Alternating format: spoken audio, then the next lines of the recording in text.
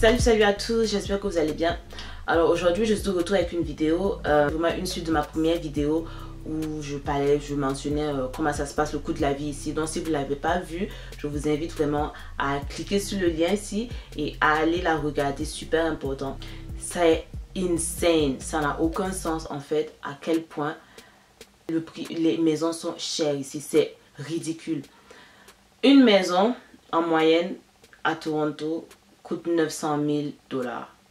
Comparé à une maison, le prix moyen d'une maison à Montréal, 500 000 $. Vous voyez la différence. Et les maisons ici, quand je vous parle d'une maison de 900 000 $, ce n'est pas une maison qui est grande, spacieuse ou quoi. Hein. C'est vraiment des petites maisons. Comparé à une maison à Montréal, vous avez l'espace, vous êtes bien. En plus, ça ne coûte pas, ça ne coûte pas aussi cher qu'une maison ici. Ça fait pas de sens. Un citoyen moyen ici, je sais pas en fait comment cette personne va faire pour s'offrir une maison, c'est juste pas possible. Sans compter que en général les gens ont des prêts étudiants. Moi, s'il y a une chose pour laquelle je remercie mes parents, c'est de ne pas avoir de prêts étudiants. Les prêts étudiants, c'est juste pas possible. Parce que ici c'est difficile en fait de financer les études de ses enfants. Donc les gens prennent des prêts étudiants pour pouvoir aller à l'université étudier ou pour effectuer leur master. Donc voilà, quand tu finis de trouver un travail, tu as ça à payer. Ensuite de ça, tu as probablement, si tu n'as pas l'argent pour payer une voiture, tu as probablement pris un prêt auto.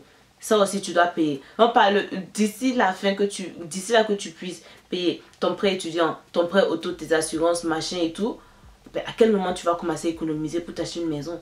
Et si la maison coûte en moyenne 900 000 $, ben, ça c'est chaud.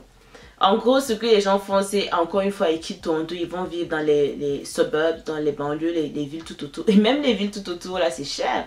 Là, vous regardez Mississauga, Brampton, c'est vraiment, Burlington, c'est cher là-bas. Les maisons, c'est à peu près le même prix que si vous étiez à Toronto. Il n'y a pas longtemps, il y a quelqu'un qui m'a dit qu'il a acheté une maison à Oshawa à 300 000 $. Mais Oshawa, ça fait même pas partie du Toronto area. Ça fait pas partie, c'est vraiment loin, assez loin de Toronto et des banlieues de Toronto. Donc c'est vraiment hors même de la région de Toronto. Vous voyez. Et je parlais à mon collègue il n'y a pas longtemps qui me dit que lui il vit à Milton. Et il voyage 1h30 pour se rendre au travail en downtown, dans le centre-ville. Et il me dit que voilà, c'est un compromis que tu fais. Soit tu décides de vivre à Toronto et tu payes cher pour le parking, pour le loyer, tu payes cher pour t'acheter une maison si tu veux acheter une maison.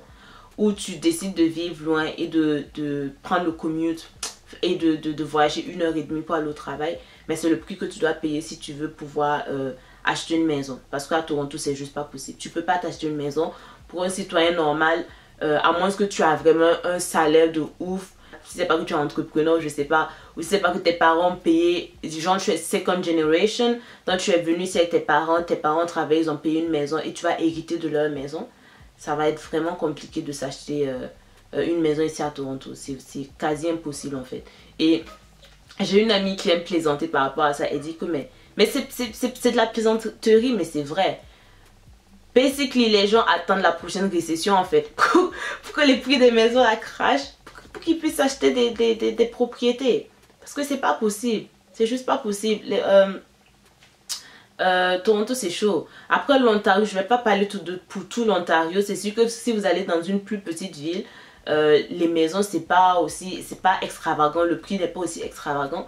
Mais si tu vas comparer Toronto, la région de Toronto à Montréal, la région de Montréal, il n'y a même pas photo, il n'y a pas match. Les maisons ici sont extrêmement chères et pour rien en plus parce que c'est pas des maisons spacieuses. Donc c'est super important que vous soyez au courant de ça. Si vous voulez venir vivre ici et si vous pensez peut-être un jour vous acheter une maison, faut être au courant que les maisons ici c'est pas la blague. Ça coûte extrêmement cher. En plus de ça, une autre chose que je ne savais pas quand j'ai fait ma première vidéo et qui est scandaleux en fait, c'est l'assurance auto. L'assurance pour votre voiture ici, c'est de l'extorsion en fait, c'est du vol. C'est au Québec, quand vous avez une voiture, bon déjà ceux qui ne savent pas, au Canada, quand vous avez une voiture, vous devez payer les assurances, c'est obligatoire. Vous devez être assuré. Si vous n'êtes pas assuré, vous ne pouvez même pas aller sur la route. Oubliez ça. Et au Québec, l'assurance coûte 700 $ par année. Ce qui est totalement correct, c'est très abordable. Ici, l'assurance en moyenne coûte le double. Le double. Et ça, c'est, disons que vous avez vraiment des années d'expérience. Donc voilà, vous allez payer 1500 $ l'année.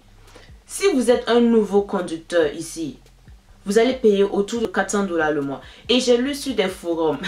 Parce que pourquoi j'ai commencé à m'intéresser à l'assurance auto? Pour mon travail, j'ai besoin d'une voiture. Et donc l'année prochaine, je pense m'acheter une voiture. Donc naturellement, j'ai commencé à regarder combien ça me coûte l'assurance. Bon Dieu, je suis tombée des nues. Je n'arrive pas à croire ce que je lis sur internet. Parce que quand je venais d'arriver ici, en fait, tout le monde me parlait de l'assurance auto. Oh machin, c'est cher, ça fait pas de sens. Pour moi, ça me disait trop rien parce que déjà, j'ai pas de voiture. Et j'ai jamais eu l'intention de m'acheter une voiture aussi tôt, aussi rapidement. Vous voyez, donc c'est pas quelque chose qui m'intéressait. Mais vu que maintenant, j'ai envie de m'en acheter une. Mais je me dis, mais c'est pas possible en fait. Tu vas enlever 400-300 $ par mois, juste pour ton assurance auto en tant que nouveau conducteur. Mais ça fait, si tu enlèves 400 $ par mois, ça fait 4800 $ l'année. Mais c'est extrêmement, c'est trop. Imaginez 4800 $ l'année comparé à 700 $ l'année au Québec. Mais ça fait pas de sens en fait, c'est trop, c'est abusé. J'ai même lu sur internet, il y en a qui payaient même jusqu'à 6000 $ l'année pour leur assurance auto. Mais c'est de l'extorsion en fait. Je ne sais pas exactement pourquoi c'est comme ça, pourquoi c'est aussi cher ici. Et je ne suis pas certaine, je ne comprends pas pourquoi. La vérité c'est que je n'ai pas fait de recherche, mais je suis sûre que si vous tapez dans Google, vous cherchez les raisons pour lesquelles l'assurance est aussi chère en Ontario. Vous allez voir. Donc ce que je vous dis là, c'est pas juste à Toronto. En Ontario même, de façon générale, l'assurance coûte le double qu'au Québec. Et si vous êtes à Toronto, c'est encore pire. La dernière chose que je voulais mentionner, qui est super important à savoir, c'est le daycare. Le daycare, c'est genre, voilà, vous avez un enfant et la garderie. Voilà, c'est la garderie. La garderie coûte en moyenne 1500 $ par mois ici. Par mois, c'est pas par année. Hein. Par mois, la garderie coûte 1500 $. C'est ce que vous allez payer si vous voulez mettre votre enfant à la garderie, aller au travail. Je sais pas c'est quel salaire tu vas avoir ici pour pouvoir payer 1500 $ par mois pour mettre ton enfant à la garderie. Ça ne fait pas de sens. Et après les gens s'étonnent que les gens font pas d'enfants ici. Moi j'ai fait un enfant puis payer 1500 $ par mois. Où je vais sortir cet argent? Je vais aller prendre un prêt pour payer ça. Pour mettre mon enfant à la garderie. Mais en fait ça fait pas de sens. Ça fait pas du tout de sens. Je pense qu'au Québec, c'est... encore une fois, je vous ai mis un lien dans la description. Je m'excuse, je pense que ce lien est en anglais. C'est vraiment difficile d'avoir des informations utiles en français.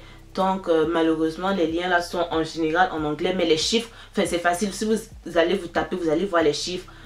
Et vous allez voir les noms des villes. Et ça vous met en fait par les villes. Dans chaque ville, les principales villes au Canada, ça coûte combien la garderie. Vous allez voir qu'au Québec, ça coûte, je pense, ça coûte 125 $ par mois. Regardez la différence. Donc, en gros, ce que les gens font, ce que moi je vois en tout cas, dans le couple, en général, la personne qui touche le moins, en général, c'est la femme qui reste à la maison. Mais bon, si la femme touche plus que l'homme, moi je trouve que ça fait plus de sens que l'homme reste à la maison s'occuper de bébé pendant que maman part au travail et ramène l'argent. Donc, c'est ça que les gens font. Mais en général, c'est la femme qui reste. Elle va rester s'occuper de bébé jusqu'à ce que bébé ait, je sais pas, 5-7 ans et qu'il puisse aller à l'école. Mais c'est un gros sacrifice que tu dois être prête à faire. Genre, ça veut dire que tu mets 5 années ou 4 années de ta vie professionnelle en parenthèse pour t'occuper de tes enfants. Ça te retarde, mais de ouf. Et c'est pas tout le monde qui est prêt à faire ça. Ce que je vois aussi, c'est que la belle famille peut s'occuper de bébé pendant que vous allez au boulot. J'ai un bon collègue à moi, il a eu un bébé, son bébé a à peine 1 an. Et sa femme est retournée au boulot le mois dernier. Et en fait, eux, c'est vraiment la belle famille. Eux, ils ne payent pas la garderie, c'est la belle famille qui se passe le tour, qui s'occupe de bébé à tour de rôle. Donc, c'est ça qui les aide. Mais si vous êtes seul, c'est difficile. Moi, personnellement, je pense que quand on est jeune, voilà, on veut expérimenter des choses. Toronto c'est bien, côté opportunité, côté dynamique de la ville, il y a beaucoup de choses à faire, même les gens, la diversité culturelle, les gens que tu rencontres, c'est chic, c'est vraiment bien. Moi j'aime ça ici, vivre ici, mais je sais que parce que j'aspire à avoir une famille, parce que j'aspire à acheter une maison, je ne vais pas vivre ici toute ma vie. À un moment, je me donne quelques années, mais à un moment, c'est sûr que je vais partir. Et donc voilà, ça dépend vraiment de vos aspirations. Encore une fois, quand vous êtes jeune, ou même si vous ne voulez pas vous marier, vous n'aspirez pas à acheter une maison, vous pouvez vivre à Toronto, il n'y a pas de souci. Il y a beaucoup de gens ça ne les intéresse pas de s'acheter une maison. Mais il y a beaucoup, ça ne les intéresse pas parce qu'ils ne peuvent même pas. Donc à quoi bon? Des fois, tu vas aller prendre l'hypothèque même pour payer, pour faire les paiements, c'est les problèmes après. Voilà, ça ne sert pas. Donc, c'est bon à savoir. Si vous pensez déménager à Toronto, il y a beaucoup d'aspects, beaucoup de choses qu'il faut prendre en compte.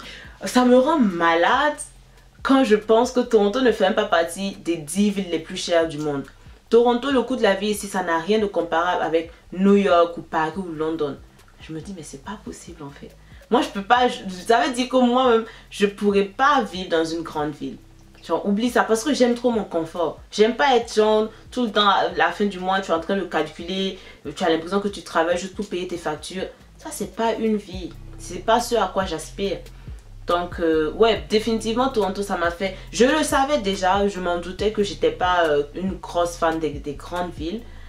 Déjà, pour le côté confort et tout, je suis pas une très grande fan, mais vivre ici, ça m'a vraiment fait comprendre que, ouais, définitivement, je me vois pas forcément vivre dans une très grande ville très longtemps. Là, ça va, je kiffe, je suis jeune encore une fois, jeune célibataire, voilà, j'enjoy my life. Mais quand je trouve un gars, quand je trouve un homme, j'ai envie de me poser, j'ai envie de faire des enfants, j'ai envie d'acheter une maison. C'est sûr et certain que, ciao Toronto, moi je me casse d'ici vite et bien. Alors voilà, c'est tout pour aujourd'hui. On se dit à la prochaine pour ma prochaine vidéo. Allez, ciao ciao.